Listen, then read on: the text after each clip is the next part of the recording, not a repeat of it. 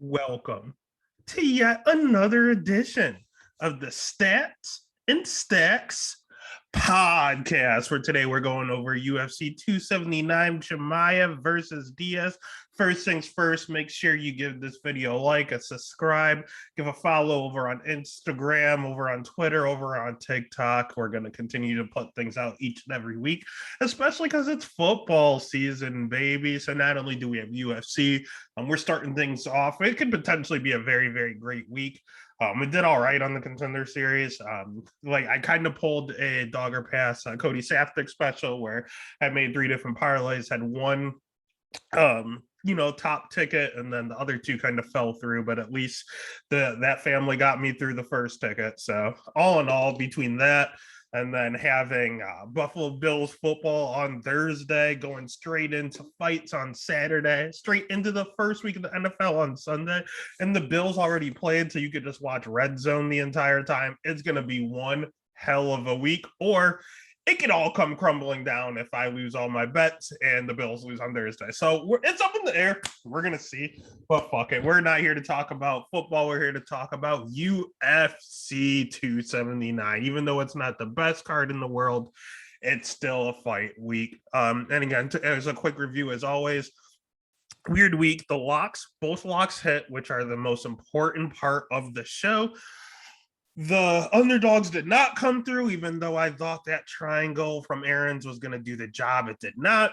And then I don't think the Robert Whitaker over, because all Robert Whitaker does is decision now. So of course, that over hit, and Vittori is impossible to put away. It seems like it might be physically impossible. So at the end of the day, 3 for 3 on picks last week. So as always, we want to go 6 for 6. So let's not waste any more time. And again, shout out to my sister Dara and her boyfriend Tomek.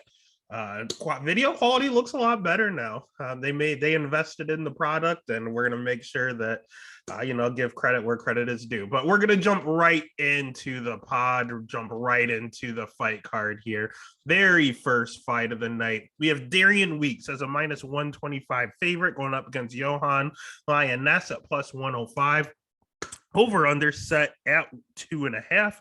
Over 2.5 plus 110, under 2.5 minus 140. Let's start with Darian Weeks. He's a kid that I actually don't think it's bad.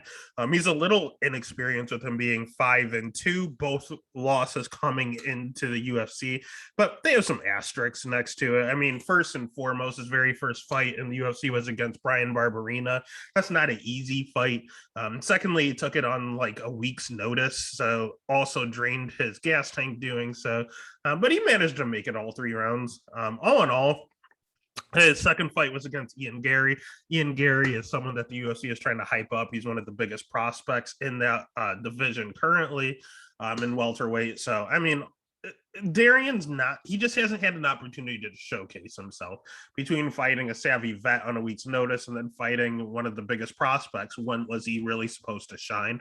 He has pretty decent volume. He has a boxing background, but he had some wrestling in high school. He is a little more hittable than I would like him to be, but again, I think part of that is the volume that Barberena puts out and the precision of Ian Gary. So he's not as hittable as his stats would show. And he will, as aforementioned, he does have a boxing and wrestling background, so you will see him mix the two together. He had 4 takedowns in the Brian Barberena fight, but that's Brian Barberena. I think I could take him down. And then Ian Gary's not easy to get down. He was able to get him down once, but didn't really do much with it. All in all, Darian is someone that likes to go forward, kind of pressure you a little, hit you at some high volume and get the job done. He's not a terrible fighter by any means. I really don't think he's bad. I don't think he has a ton of knockout power per se. I know he has a few wins by knockout, most of them in the second round. He kind of wears on you. He pressures you, he breaks you, and then he gets the job done. On the flip side, Johan, all he has is power, in all honesty. He's not very good. He's 8-1. He's also showing as hittable, but that's because he actually is. His striking is pretty decent. He will have a 4-inch reach advantage, and he also likes to go forward. So it's going to be interesting to see which one gets put on their back foot. Problem with Johan is he definitely hits super hard. Most of his wins are by knockout. I believe he's a Brazilian Jiu-Jitsu brown belt, so technically he's okay on the ground, but he's not going to wrestle and hurt that gas tank doing so. You look at his record, all you see are flying knees, punches, left hook. You do see a decision, which is nice. Punches, KO. So he has one decision, and all the rest are by KO. Or two decisions, all the rest by KO, and that's not surprising by the way he fights. He is kill or be killed. And we saw it in his last fight. I was all over him, betting him against Gabe Green. I just think Gabe Green is super hittable, and he's one of these guys that get dropped every fight but never actually go out. I said one of these days he's going to go out. Maybe it's Johan at plus money. I bet Johan. He did drop him badly. Like Gabe had no idea where he was. But then Johan gassed himself out doing so, and that's the biggest issue. He's on record talking about how much he gasses in fights and how he's addressing it, but he said that in his last fight, and then he gassed even quicker in the second round. So I don't know, man. On a pure talent standpoint, I think Darian has more tools. However, I think this fight is predominantly on the feet, and I think Johan is the better striker, and we'll land the more promising shots, the ones that are going to catch the judges' eyes. The only problem is he's going to gas. So I actually am thinking about getting real crazy for this fight. I mean, as a pick overall, I'll agree with Vegas and pick the better fighter. Darian Weeks is the better fighter. He's not one-dimensional like Johan is, but I think this fight could go one of two ways. I think either Johan goes out there, crushes Darian. Well, it could go a few ways. He could go out there and just sleep Darian. Darian's never been knocked out before. He's shown to be very durable, but Johan hits that hard, he might put him out. Secondly, he might crack him. He might wobble him. He might get a 10-8, gas himself out, and then Darian Weeks can either finish him late or win the last two. I could also see that happening. Or at any point in the fight, Johan can carry that power, so he can, possibly hurt Darian. After Darian starts winning, he wins the first two rounds. Then Johan catches him in the third and gets a 10-8. Either way, I see 2 or 3 different ways that this fight could end up with a 10-8 somewhere in there. Or even if it's Johan having 10 minutes of cardio now and he wins the first two, he gasses out in the third, and then Darian Weeks goes out and gets a 10-8. Like, there's so many ways for 10-8s. I don't hate the draw here. I think someone is going to win 2 rounds and someone's going to get a 10-8 somewhere in here. So the pick is going to be Weeks. The bet, I don't hate the over. I don't hate the over at all, especially at plus money. Again, over 2.5 at plus 110. I like that quite a bit. I probably will have some money on there, but I'm thinking about getting wild and betting that draw for this fight. I think it's a high possibility to make some cash on this one. Next fight of the night, one that we won't make cash on most likely. We have Elise Reed as a plus 140 dog going against Melissa Martinez at minus 165, over 2.5 at plus 110, under 2.5 minus 140. Let's start with Elise Reed because there's not much to say about her. She's a pretty good striker. Her wrestling is very questionable. Her hands are always held extremely low. Her cardio checks out. We saw her win third rounds recently. I don't know, man. She's not. Her 2 losses are to Sarge Eubanks and Sam Hughes, who used wrestling to dominate her. Otherwise, whenever she fought a striker, Corey McKenna, for whatever reason, decided to strike with her for the first 2 rounds, and then she just dominated her in the third with wrestling. So whenever she fights a wrestler, she's in some trouble. All she does is have decent cardio, good striking, keeps her hands real low, but doesn't seem to get KO'd or anything like that, especially at this weight class at 115. On the flip side, we have Melissa. He's making her UFC debut as the favorite, a shiny 7-0 record. She is only 25 years old, fighting out of Combate is where we've seen her previously. Her takedown defense seems okay, but that's totally irrelevant because Elise Reed is not going to go for a takedown. Her striking seemed pretty good. Her cardio seemed pretty good. She kind of blitzes in and then stops, kind of like Robert Whittaker style, a lot of in and out movement with her striking. All in all, not overly impressed with her either. I think this is going to be an all stand-up affair between 2 girls with no power. Initially, I was going to lead with Melissa solely on the fact that these young fighters can improve very, very drastically, very, very quickly. The last time we saw her was, God, 2019. So she hasn't fought in 3 years. God. So at this point, you're thinking, well, she's fought, 2.5 years ago, looking at it here. You think maybe she's made some vast improvements. She's going to come back and be a killer. And all the film we watched, I mean, the last fight I watched, she was 23 years old when she was fighting. Very well could be the case.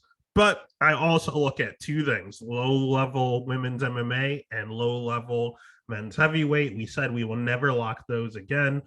This is, you just take the dog in that instance. This is definitely a low level women's MMA. So rationally, I should choose Elise Reed here. I don't know what to do. Is it the improvement factor, or and a lot of that is whether they're hurt or not. I see that there were 2 fights that were scheduled and were canceled. There was a big gap between the Hannah Cyphers and the Inez fight, so that's kind of weird. I think something happened there. I don't know. The pick is going to be Melissa. I do think she probably improved at least a little, but I can't trust her coming in as a debuting fighter as a favorite. That's the other part that I try to fade. So she has 2 strikes against her. Elise Reed has 1. So the pick is going to be Melissa. The bet would be the dog and Elise Reed, but no confidence on either side whatsoever. And then the next fight of the night is one that also has me going back and forth, but I think I ultimately landed hard on a side. We have Chad Allinger at plus 145 going up against Haley Alatang at minus 170. Over under set at 2.5. Over 2.5 minus 185. Under 2.5 at plus 150. Let's start with Chad. He is the definition of a generalist. He's okay striking. His jiu-jitsu's okay. You'll hear the same story over and over. He started out 2-5, and then he went on a 10-fight win streak or whatever he's on. Cool. Great story. We don't need to hear it over and over. I heard it on the Contender Series. You heard it in his debut against Jesse Strader. My issue is doing the fight tape. His wrestling's a lot worse than I remember it being. It's not good. Jesse Strader should not be taking you down multiple times. That's very, very concerning. He's overly durable. Jesse also hit him with some shots, and Chad just stared at him. And Chad is on record saying he wasn't 100% during that fight. So I think Chad's biggest weapon is his cardio and the fact that he's not terrible anywhere. He's just kind of a durable, good cardio having generalists, and it's not really anything to write home about. Nothing he can really support unless the person they're fighting has a very, very poor gas tank, and then they can weaponize that cardio. Halatang he doesn't have the worst cardio. It's not good, but it's not bad. He definitely slows down. He is a pretty decent wrestler. At least on paper. I know everyone thought about his first fight. He went like 3 of 15 or something like that on his takedowns. But in retrospect, at least he shot that many. That means he has confidence. And especially fighting out of Fight Ready, they are known for wrestling. They're Tracy Cortez's. I know John Jones is there now. Korean Zombie went there and became a wrestler. Like everyone that goes to Fight Ready, Henry Cejudo, everyone is a wrestler there. And that's where he trains out of, which is perfect for him. His striking's okay. I don't like how low volume his striking is. He is there to get hit, but at the end of the day, he's definitely fought the better competition. Kevin Croom's not the greatest, but he also took him out in 40 seconds like he was supposed to.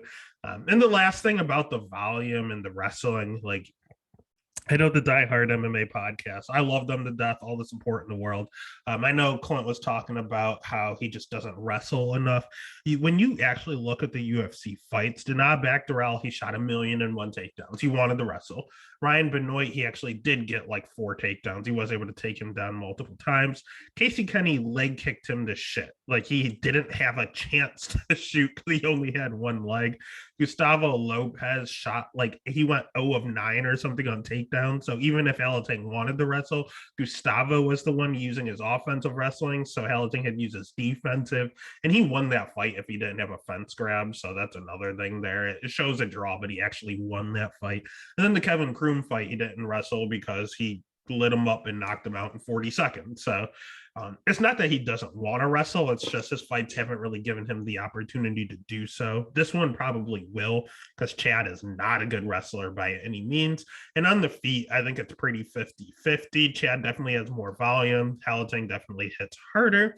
But I'll trust the better fight camp and the one that can actually wrestle. Even though I know he's going to move forward, he'll wrestle a little, he'll strike a little, then he'll slow down in the third. I don't think he's going to get put away like Jesse Strader did. And if Jesse Strader used a wrestling heavy game plan and was just cardio away from beating you, I can't trust that Halatang. Like, I can't trust Chad to do that again against someone that has a little better cardio and a little bit better wrestler. So the pick is going to be Halatang. The bet is going to be Halatang. And I think he's actually going to end up being a lock as I talk myself more and more into it. Then the next fight of the night is one that by no means will be a lock. We have my girl, Norma Dumont, as a minus 410 favorite, going up against Danielle Wolf at plus 330, over under set at 2.5. Over 2.5 minus 210, under 2.5 plus 170. We gotta start with my girl Norma Dumont. I'm just like, do you always like random fighters that you shouldn't for stupid reasons? Honestly, Norma has been a dog in every single one of her fights besides her losses. I know she lost to Megan, got knocked out by Megan Anderson. But she took that fight on short notice. I know it was at 145 where this one is, but again, it was on like a week's notice. No pressure there. She can lose that. She was only 4 fights into her fight career. No problem. Ashley Evans Smith, she just beat the shit out of as a dog. Won me money. Loved it. Felicia Spencer, she kicked the shit out of it. Said split. But it was, I didn't think it was necessarily competitive. She won as a dog. Won me money. Aspen Ladd, she went in there as a dog. I remember it like it was yesterday. Plus 100. Won me money. Macy Chazon was a favorite and she lost a split. So when she's the favorite, she'll lose. When she goes in there as a dog, she wins. She's a favorite here, so that's a little concerning. And she's a hefty favorite at minus 410. The thing is, she's on paper, she's the MMA fighter fighting a boxer. Yeah, she fights at 135 and 145, but does she really? I mean, she never makes 135. She's a big girl, and it's not in a bad way. It's a lot for her to make that weight. Like, she's got a big caboose, and if she can't make 135, it is what it is. I mean, people would love to have that issue. At the end of the day, she's an okay striker. She strikes a little too much for my liking because she's pretty decent on the ground. I want to say she's a brown belt and she's a judo black belt, if I'm not mistaken. So her wrestling is definitely going to have to come to an effect here. And surprisingly enough, I always think of her striking, but when I go back and I watch the fight tape, she has a takedown in every single one of her fights. Outside of, which one was it? Was it the Aspen? No, she had one in the Aspen Ladd. Inside of the Macy Chazon fight, but Macy also took her down 6 times. So maybe her wrestling defense is a little sketchy, but her offense, I went to go watch it. She will do body locks. She'll also go for, she took Megan Anderson down with a single leg. And that's the other thing I always want to watch. Can they chain wrestle? And she went from a body lock to a single leg. So like, she can wrestle to an extent. Don't get me wrong, it took her a million tries to get Megan down, but she did eventually, and that's what you need to see if she's going up against a boxer. I just need her to not be. Her hands are okay. She's a pretty decent jab, a pretty decent counter striker, but I don't need her to do that. I need her to make weight, and I need her to wrestle, because if she takes her down, she is good on the ground. Danielle Wolf simply is not. Part of the reason Danielle Wolf is not is because she is 1-0 in her MMA career. She has not fought more than one time. She is a pro boxer. She decided to convert over into MMA, but at a very late age. She was on Dana White Contender Series as her only fight. And she ended up winning a decision that I honestly didn't even think she won. She technically had the bigger name, and I feel like Dana White just, like, the judges just gave her the win, and Dana signed her just because of her name. She will have a 3-inch reach advantage here, which is nice. And again, if this does stay on the feet, she will definitely have a striking advantage. And she's big. She's going to be the bigger girl, most likely. She's big for 145. So all in all, she's not a good fighter. Tanisha hit her with 1,000,001 leg kicks, and I don't think she checked one. Takedown defense, Tanisha is not a wrestler. She is a striker. So that's a little bit of a difference. Again, I've seen Norma chain wrestle. That's really, really big in this situation. Tanisha had went for a few body lock takedowns, and Danielle was able to stuff them. But that's about it. I mean, I don't know what it's like when someone shoots a single on her, and I pray to God we find out. So the pick is going to be Norma. The bet is going to have to be Norma. But God, be careful, because Norma loves to strike, even though she's better on the ground. She loves to strike, but I trust her IQ. Because that first fight against Megan, again, not to keep harping on that one, but that is a tall, lanky striker. All Megan Anderson can do is strike. And she was able to go out there, and she didn't win the fight. She got knocked out in 3 minutes, but she wrestled the entire time. She knew.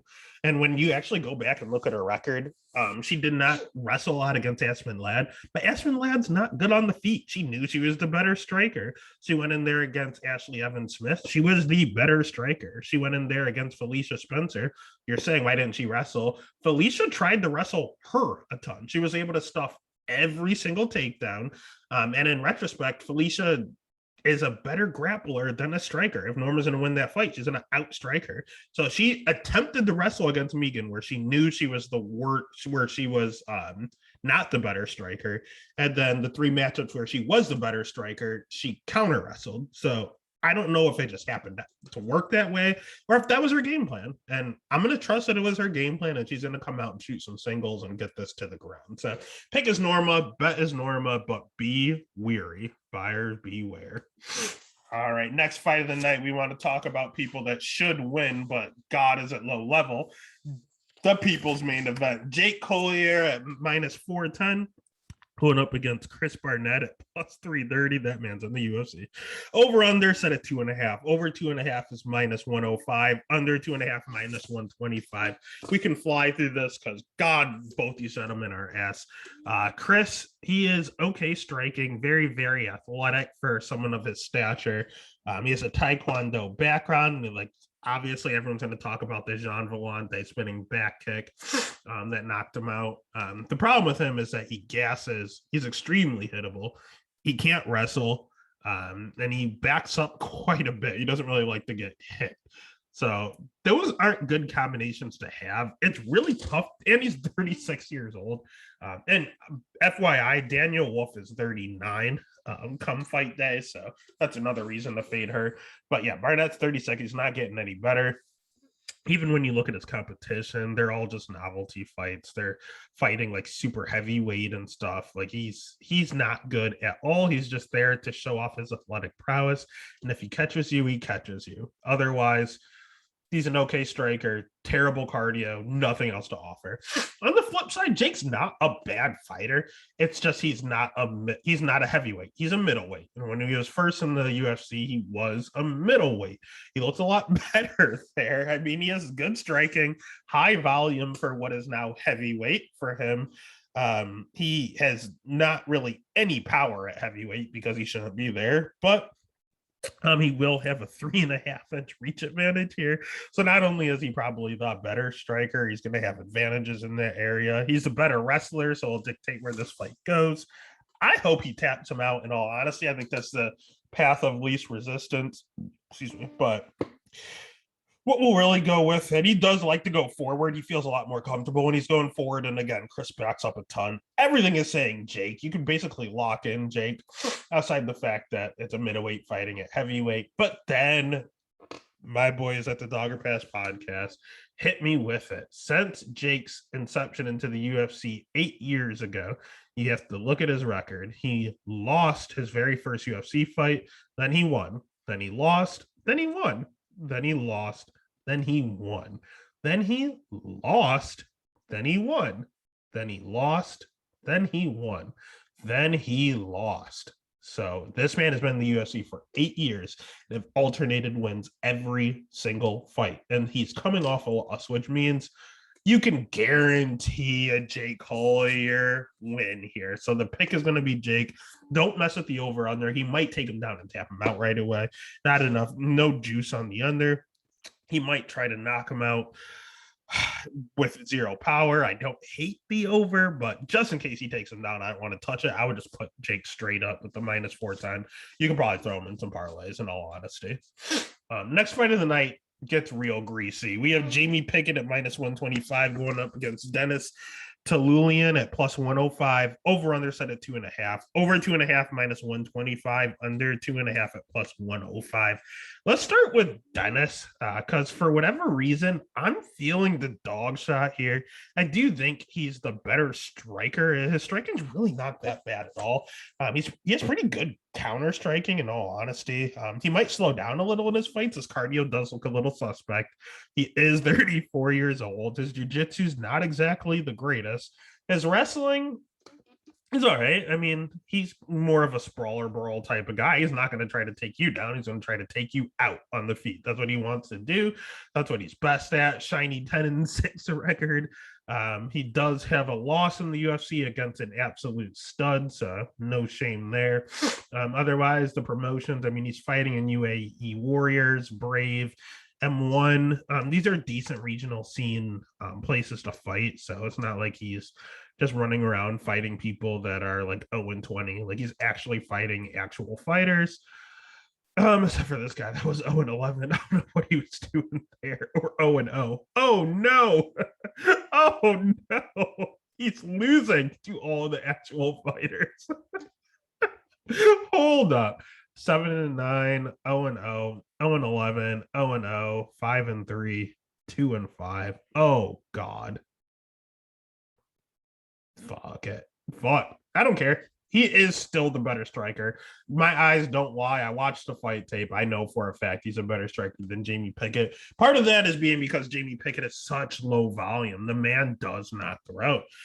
He will have a 3-inch reach advantage here. Maybe that will inspire him to throw, but I've watched, this is one of the worst fight tapes I've ever seen. It almost put me to sleep, in all honesty. He's not a good wrestler. He's not a good striker. He's not good on the ground. All he does is push you up against a cage and try to hold you there. Not hold you on the ground, but to get control time against cage. We saw it against Staropoli. We saw it against Ugly Man, Joseph Holmes. All he wants to do is hold you against the cage. When he's not able to do so, he has a tendency to be losing. Stefan beat the shit out of him. Jordan Wright knocked him out. Kyle Dawkins choked him out. When he's not able to, with 1 second left, by the way, when he's not able to just hold you against the cage, people are able to get out in space. He struggles. He panics. Dennis at least showed a sprawl and brawl mentality. He does not like to be just stuck against the cage. He does not like to be on his back. He will do whatever he has to do. All literally, Jamie's 34, so the Dennis being 34 doesn't affect me as much.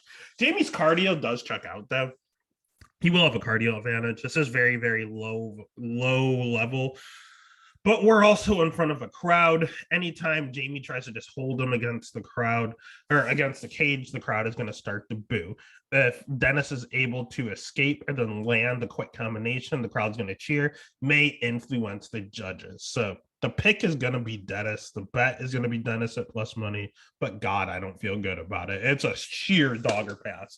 Jamie Pickett as a favorite? Absolutely not. The next guy you can trust as a favorite, though, Jailton Almeida, -660 going up against Anton. Sorry, I can never say his name. Turkalij at +490. Over under set at 1.5. Over 1.5 is +135. Under 1.5 at -165. Let's start with Jailton because I think he's damn good. His striking's okay. It's not as good as you would think. He's just very, very, very explosive. He's built like a fucking truck. He has phenomenal jiu-jitsu. He has a hammer on top. He's even not bad on his back. He's only at the end of the day, he's 31, so this is pretty much the prime Jailton. He's 16-2. His 2 losses, though, are the only things that concern me. When he got knocked out in 16 seconds, shit happens. You can get caught. Totally understandable. On the flip side, he's gone to a decision effectively 1 time in his professional career, and he lost it. So does he have cardio issues? That's my only concern with him, because you see a lot of round 1, round 1, round 1, round 2, round 1, round 1, round 1, round 1, round 2. round one. Like they all end in round one and round two, every single one of his fights. The one that did not, he lost. Did he gas? I don't know. I wasn't able to watch that fight. So I don't know. It's very concerning that when every single year wins is an early finish. On the flip side, this is a catchweight fight at 220. We've seen him fight at heavyweight. We've seen him fight at light heavy. We've seen him weigh in at like 230 pounds. You see him weigh in at 203. He's all over the place. But one thing he doesn't seem to lose, no matter where he's fighting, is his explosiveness. He's not good on the feet, but he's so explosive and he hits so hard. It looks good when he's up there. On the flip side, we have someone that also wants to grapple. And again, Jailton is predominantly a grappler, though. At the end of the day, even though he has the power on the feet, he wants to take you down where he feels comfortable and to just submit you or ground and pound you. On the flip side, Anton wants to do the same exact thing. He is not good on the feet from what I saw. I was not impressed at all from what I saw from Anton on the feet. He's coming off of Dana White Contender Series. So I don't really know. I'm sorry about that. This is his very, very first fight in the UFC, making his debut. His wrestling seemed okay. His top game seemed okay, but overall, it's just that he's 8-0. Got a win on the Contender Series, so they just gave him a UFC contract. He's not the oldest guy in the world. He's only 26, so he will continue to improve. But he just looks to do everything that Jailton does. He's just in slow motion. Honestly, that's all it looks like. He just looks like he's younger and slower. His cardio isn't that great either. It would be one thing if I said Jailton might guess, this kid might take over. I think they might both just gas and look sloppy. I don't hate the over here. When you have two grapplers going at it like this and the over under set at 1.5 and the over is plus money, I probably prefer that in all honesty. I'm hoping that Turklich can just stay safe. So the pick is going to be Jailton. You can't touch him at the minus 660, or I think I saw as high as minus 800 before getting on here. You can't touch him there. What you can do is bet that over, and that's the only way I would bet this fight. So the pick is Jailton. The bet is going to be the over 1.5 and try to squeeze some plus money out of it. All right. And then the next fight of the night is a really good one, in all honesty. Probably one of the ones I'm looking forward to the most on the card. We have Hakeem Dawodu as a minus 215 favorite going up against Julian Erosa at plus 185. Over under set at 2.5. Over 2.5 minus 150. Under 2.5 plus 120. Dude, Hakeem looked real mean. He lived up to the moniker his last few fights. I know his last two fights are going to show him going 1-1, but the one fight was against Mazar Evloev, who I think at one point thought maybe he might be the future champ. Maybe not now. I don't know if Volk can be beat currently. But Mazar is probably a top 3 guy in the division, in all honesty. And Hakeem was able to look good in that loss. I know he got killed. I know that's what you're going to say, but he got taken down quite a bit. It was about 9 or 10 times, I believe. But he kept getting up. And he kept giving him the business on the feet, dude. He's pretty good, in all honesty. His striking's very good. That's his base, his Muay Thai base. His cardio checks out. I wish he hit a little harder. He's become a little bit of a decision guy. I mean, just looking at his UFC tenure, he has one finish, one head kick finish. All the rest by decision. So that's all concerning. I don't know why he does that now. His volume looked very good his last fight. It was generally kind of low. And then his last fight against Mike Trezano, he landed like 140 significant strikes and did not look tired doing so. Jiu-jitsu, not the greatest. His takedown defense, okay, but again, that number is very skewed by the Mazar fight. All in all, he gets a lot of split decisions, so they look a little sketchy. But he is very good striking. He can sprawl and brawl with you, and he's just getting better. He just looks like you can just see it. He's feeling more confident. He's getting more mean, and he's just getting better each and every fight. On the flip side, we have Julian Erosa as my boy. I love Juicy J, ultimate fighter, vet, alum. He has pretty good striking. His jiu-jitsu you can sleep on. His pressure is something that's insane. He does not stop moving forward. He does not stop swinging. They have a 2.5 inch reach advantage here. His cardio always checks out. He did slow a little in his last fight in that war against Steven Peterson. But outside of that, he generally has very good pressure and keeps going forward, very high volume, again, good striking.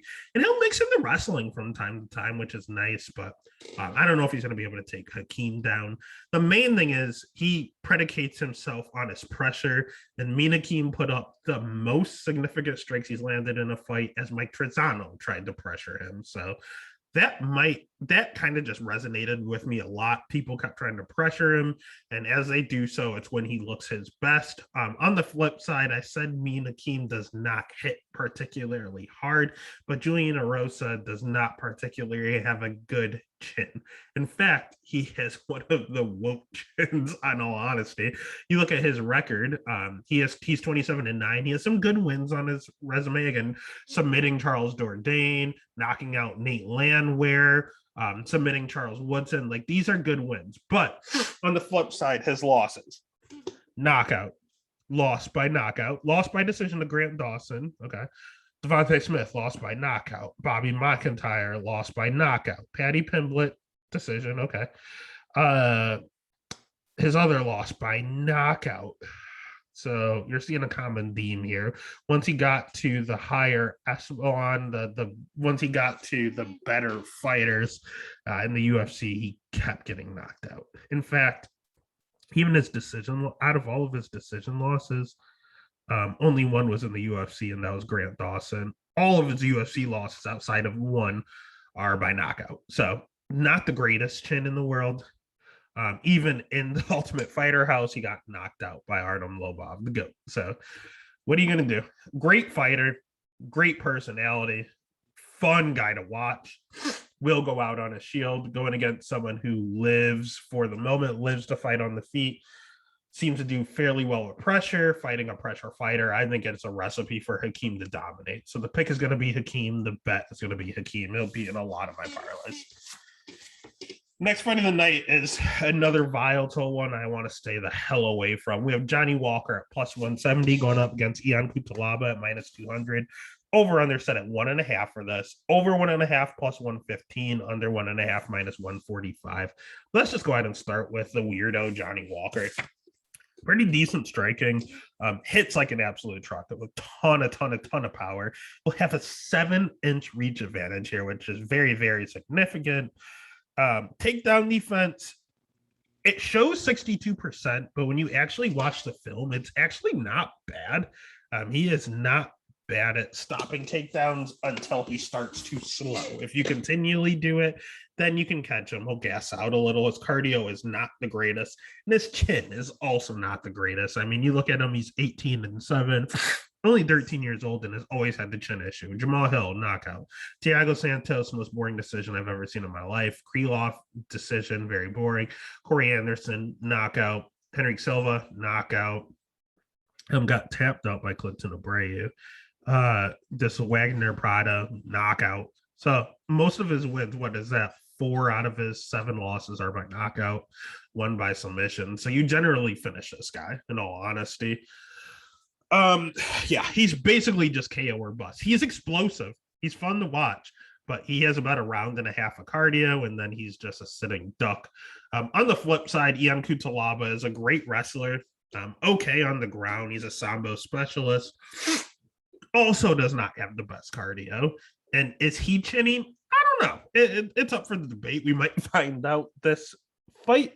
All in all, he's not bad. I like Ion Cutelaba, and most of his losses outside Ryan Spann, Magomed Ankalaev, who I think is about to be champ. He lost to him 1.5 times, we'll say, after he tried to do the rope and dope. Glover Teixeira, former champ. Jared Cannonier, title challenger. Misha Serkinov, just not bad, especially back in 2016. So he's not losing to scrubs by any means. Literally champs, future champs, and former champs. So what are you going to do there? On the flip side, his wins, though. His wins in the UFC are against Khalil Roundtree. Khalil is little bit of a head case, so you never know which Khalil you're actually fighting. Antigulov was one of the worst light heavyweights ever. Henrique de Silva was not much better. Jonathan Wilson, I don't even know who that is, to be 100% honest with you. Devin Clark, not the greatest. Dustin Jacoby, split draw. Listen, he had Jacoby dead to rights. Jacoby should not have even been in that fight, but he gassed himself out with all of the wrestling. So that's the issue here. In order to beat Johnny Walker, he needs to take him down. But in order to take him down, he has to exude energy, and it's going to gas him out. Are they going to both gas out? Is only he going to gas out?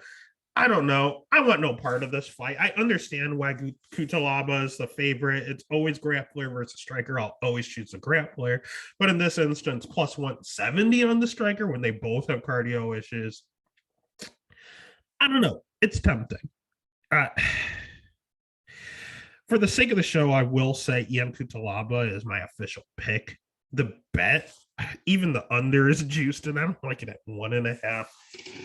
I don't know, man. I might take a shot on the over, but I don't know. I don't know what to do. I don't know what to do with this fight. I'll probably take the under. Neat the juice. The pick is going to be Eon. The bet is going to be Johnny. We'll just hedge there. It's dog or pass. Sheer dog or pass. Both have bad gas tanks. Just take the plus money.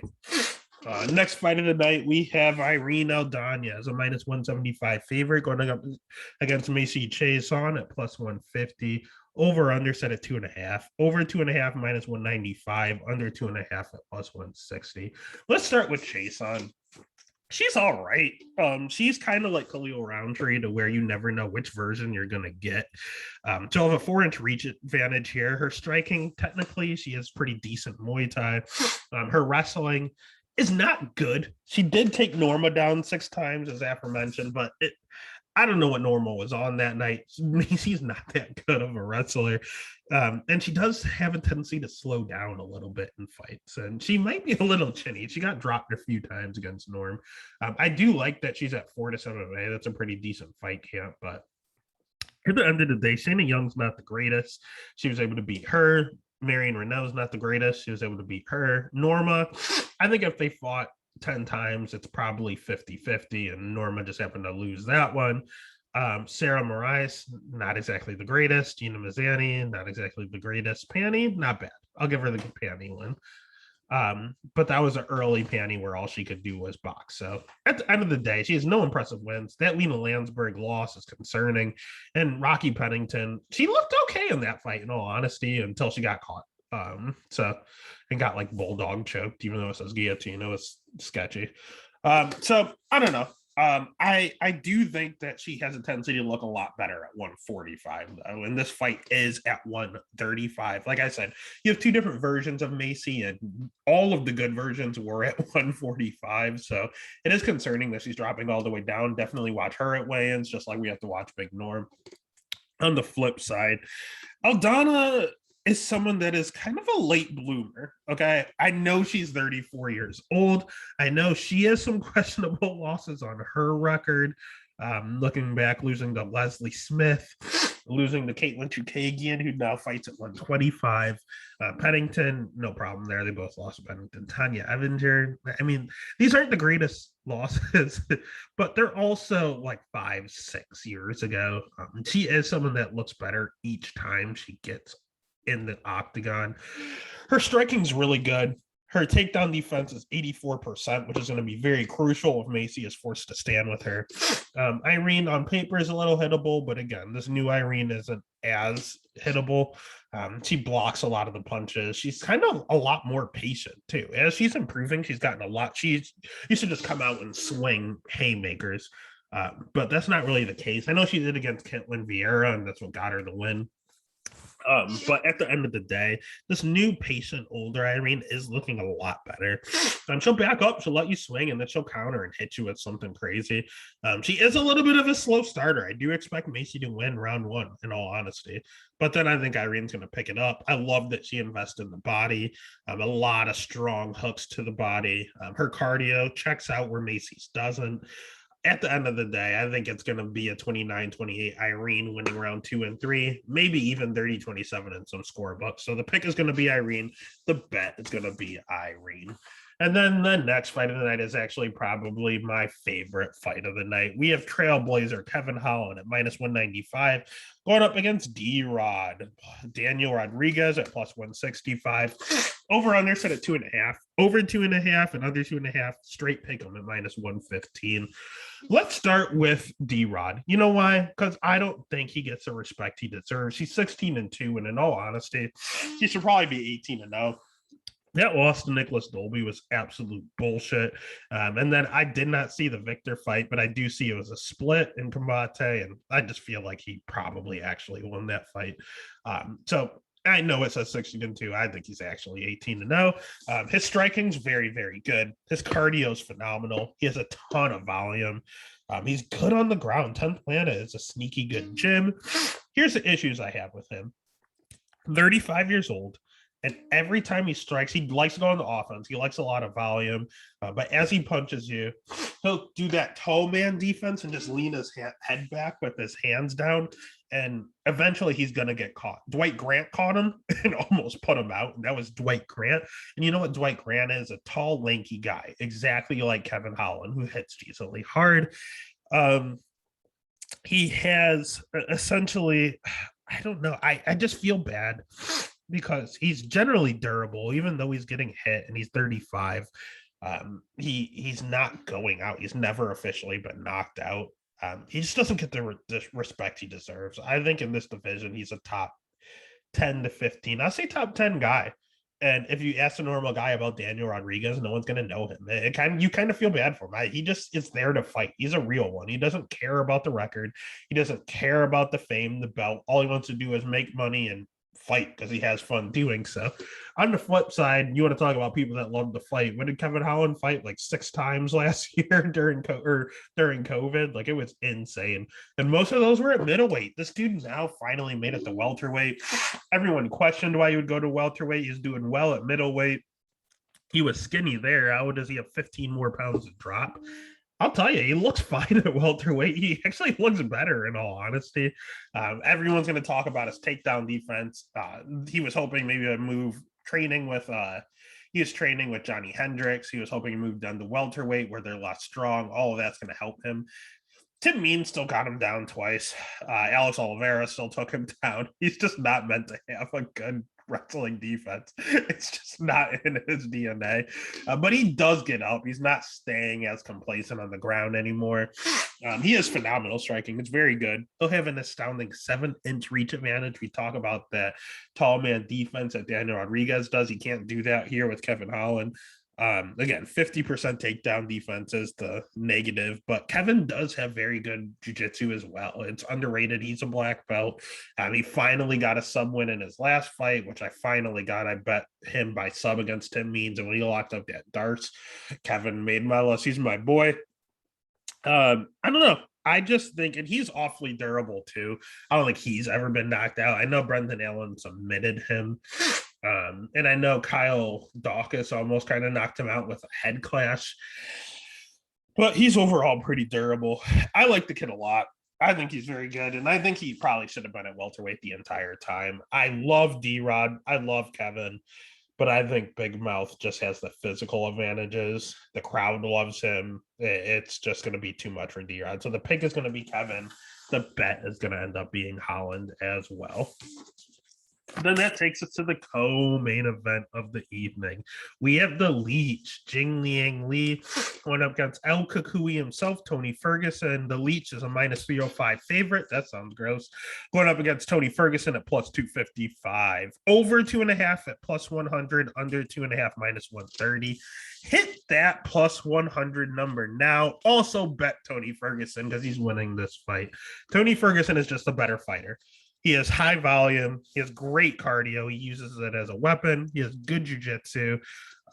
He's good everywhere. He's a generalist, kind of like I talked about Chad Allinger, but he's good everywhere. His weakest part is his wrestling as well, but he has a wrestling background. His takedown defense, he doesn't hate being on the ground, but Leach doesn't shoot takedowns, so it's going to be irrelevant here. And Tony's going to have a 4.5-inch reach advantage, so he's fought the better guys.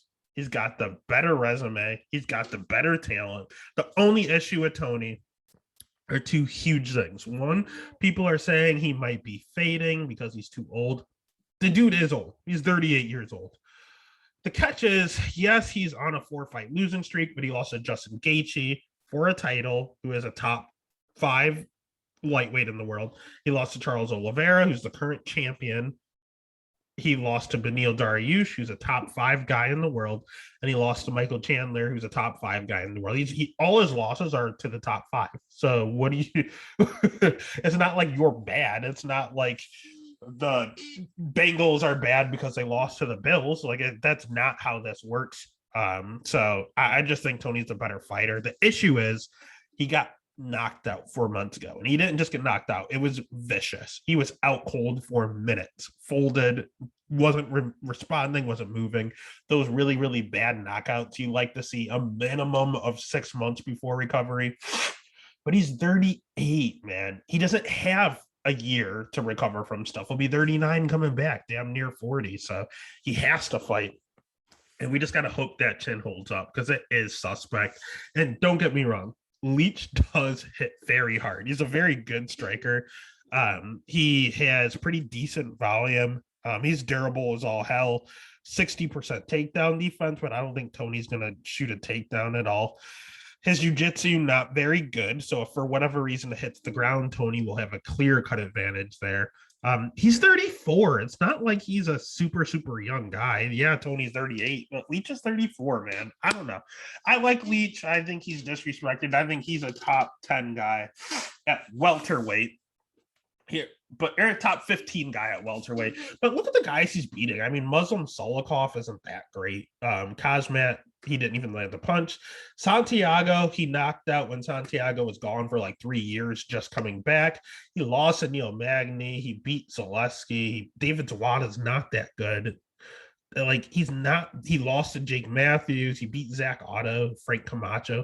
He's not beating great guys. He's beating lower tier guys, and they feed him someone that's decent like Jake Matthews, and he loses. You feed him someone decent like Neil Magny, he loses. You feed him a killer in Cosmat, he loses, of course. And the best win on his record is Santiago, and that was his first fight after coming back like 3 or 4 years from a back injury. So, and a staph infection and all these litany of injuries. So I don't know. I think the Leach is I think he's a great guy. He's up for NFM against Wonderboy Thompson. But I think this is a bad style. He might be bigger because Tony is generally, he's a perennial lightweight. This is his first fight at welterweight in quite some time, but he's on record saying he wants to be a welterweight forever. The UFC wanted him at lightweight. And he said this before his previous like 3 fights. So he finally got his wish to go to welterweight. And when you're older, your chin might be in jeopardy. A weight cut is just going to hurt it. So I think it's better that he's at welterweight for right now. So the pick is Tony at those odds. You have to. Pick is Tony. Bet is Tony. And then that takes us to the main event of the evening. We have Khamzat Chimaev at minus 1,000 going up against Nate Diaz at plus 700. Over under set at 1.5. Over 1.5 minus 150, under 1.5 plus 120. Let's start with Nathaniel Diaz. He's Nate Diaz, man. He has good jiu-jitsu. He has great cardio, one-touch cardio, great durability. He's very hard to put away. I know that Masvidal did, but that was by cut. Then I know that Josh Thompson did because the Punk was that guy back in the day. The thing with Nate is he just doesn't have any power. He's 37 years old now, so he's sneaky old that no one's talking about. He has great volume, and he's 41% takedown defense. That's notoriously bad, pun intended. I just Nate's a legend. Nate's a Hall of Famer. Nate wants out of his contract. He even said he didn't want this fight. He tried to fight 20 other people. It wasn't going to happen. The UFC said fight Khamzat, so he is, and here we are. So all I can get I can't get the Rory McDonald fight out of my head where Rory just literally ragdolled him around the octagon. Now, that was only 3 rounds, and Rory didn't finish him. So that's a plus. But on the flip side, he got absolutely dominated by Rory. So that's a little concerning because Khamzat's bigger, Khamzat's faster, Khamzat's stronger, and Nate's a true lightweight. So Khamzat fights at middleweight at times. So this is a little concerning for Nate, and he's older now. He might get put away. On the flip side, Chimaev is good. He definitely got better from that Burns fight. It definitely helped him the most. 28 years old, so he's actually only going to get better. He has a decent power, really high volume, good striking, great wrestling.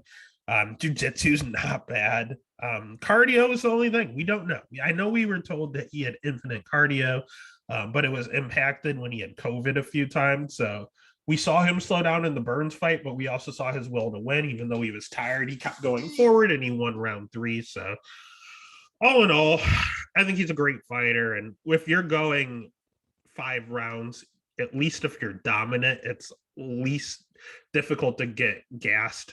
That Burns fight was a dog fight. Of course he was tired. This fight, he's going to be a little smarter, learn from that. And if he's able to take Nate down at will, he could also do that and use that time to rest as little and just hope he doesn't get caught. The only thing that could happen is Nate catching him with something, and I just don't think it's likely. So the pick is Chimaev. The bet is unbettable. You'll probably have to pick your over under, and if anything, I'll hope that Nate's durability lasts since it's set at 1.5, and I'll take the over 1.5 at -150. And that's UFC 279. Again, it's one of the worst cards I've seen in a while from a pay-per-view perspective, but UFC 280 is so stacked that's perfectly fine. And UFC 281 is starting to get stacked as well. So again, give this video a like, hit the subscribe, make sure you follow over on Instagram, over on Twitter, over on TikTok. We're taking over one day at a time, baby. Let's get it.